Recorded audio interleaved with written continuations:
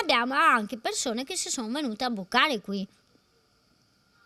E questo manca una recinzione.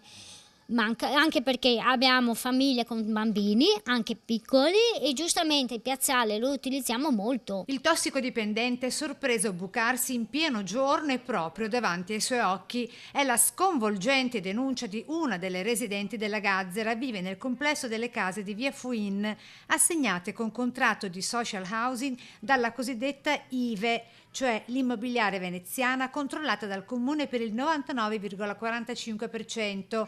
E qui si snoda la questione. Chi si deve occupare della sicurezza dei residenti, specie dei più piccini? È bello far giocare i bambini giù in un ambiente di sicurezza.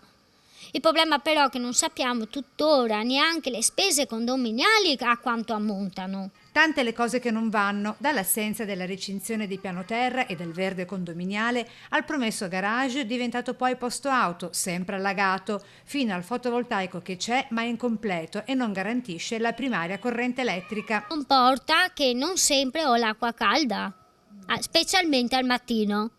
Comporta che non si sa effettivamente quanto dovrò spendere per la luce delle scale e per la luce del piazzale, perché è collegato col fotovoltaico, è solamente appoggiato ma non è funzionante. Un'altra cosa, il tipo di riscaldamento e di raffreddamento all'interno della casa è a pavimento.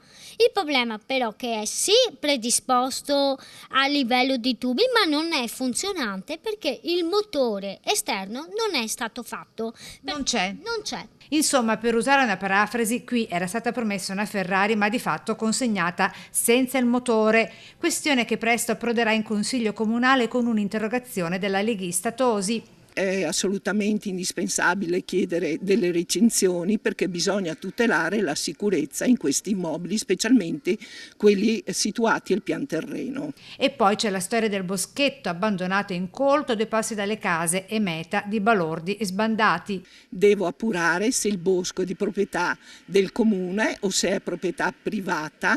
Certamente se è del comune io chiederò lo sfalcio e la manutenzione del bosco ma anche degli alberi, la potatura chiederò.